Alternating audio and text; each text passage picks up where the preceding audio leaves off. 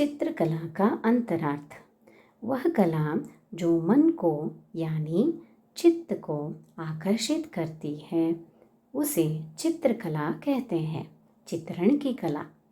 जब एक महान आत्मा एक सुंदर चित्र को देखती है तो पर्यावरण की सुंदरता से आकर्षित मन चित्रण की परिस्थितियों का आनंद लेता है, क्योंकि चित्रण एक व्यक्ति के मन को विषय के प्रति आकर्षित करते हैं और एक स्वाद उत्पन्न करते हैं और उसे आनंदित करते हैं।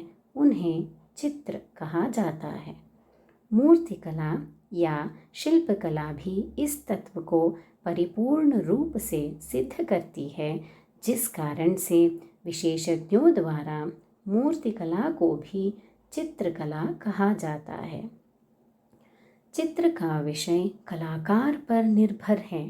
इंद्रियां, मन और उनकी मनोदशा कलाकार के मन पर एक छाप सृजित करती है और उसका गूंजा इन मानसिक चित्रों को दर्शाता है, जो पर्यवेक्षक का मन भी चित्र वीक्षण से चित्रकार के हृदय या मनस्थिति की ओर ले जाता है। इस रहस्य को जानने के बाद भारत के ऋषियों ने चित्रों और मूर्तियों के माध्यम से प्रकृति, देवताओं और गंधर्वों के रहस्यों को प्रकाशित किया है, जो उन्होंने ध्यान अवस्था में अनुभव किए। इन चित्रों और मूर्तियों को निरंतर देखने से तपस्या की भांति धीरे धीरे परंतु निश्चित रूप से हमारा मन ऋषियों की तपस्थिति का अनुभव करता है और उनके द्वारा अनुभव किए गए आनंद का आभास करता है। अंततः उसे सृष्टि के मूल में प्रभु के निवास में ले जाता है, उनके असीम आनंद में और उनके अमृत रस में। शिल्प का अर्थ ही समाधि है, अनंत में विलय। आसन, दृष्टिकोण, दृष्टि, सौंदर्य, भगवान की मूर्तियों की मुस्कुराहट और प्रतिरूप मन को सुंदरता, परम के विलय और अनुभव की ओर प्रेरित करती है। मंदिरों में मुख्य देवता की मूर्ति के अतिरिक्त प्रकृति की सुंदरता, जानवरों, पक्षियों और यहाँ तक कि सांसारिक जीवन का चित्रण करते हुए अन्य मूर्तियाँ, चित्र भी हो सकते हैं।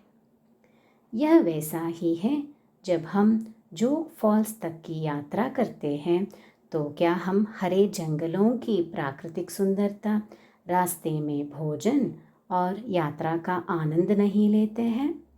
फॉल्स को अचंभित करने के अतिरिक्त हम अन्य स्मृतियों में भी रहस्योद्घाटन करते हैं। इसी तरह यद्यपि हम अभयारण्य के गर्भगृह के अंदर देवता की मूर्ति का आनंद लेते हैं, हम रास्ते में उनकी रचना की भव्यता के किरमिच का भी आनंद लेते हैं।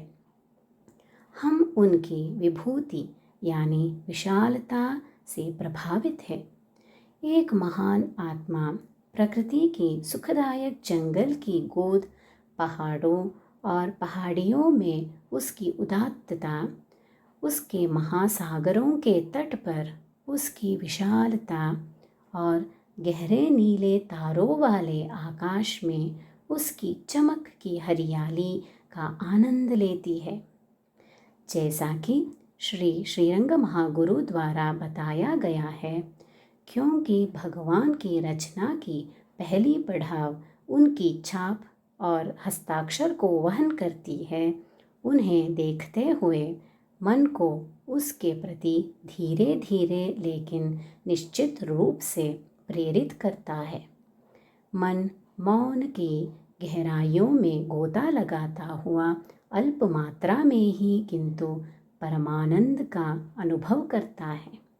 इस दृष्टिकोण से उनकी पूरी रचना, उनका चित्र, उनकी मूर्तिकला है। वह प्रकाशमयी भगवान सच्चे कलाकार है और हर दूसरे कलाकार के लिए आदर्श है। इस सार्वभौमिक कलाकार की कला, जिसने इस ब्रह्मांड का निर्माण किया है, हमारी भूमि भारत की सभी कलाओं का आधार है। धन्यवाद।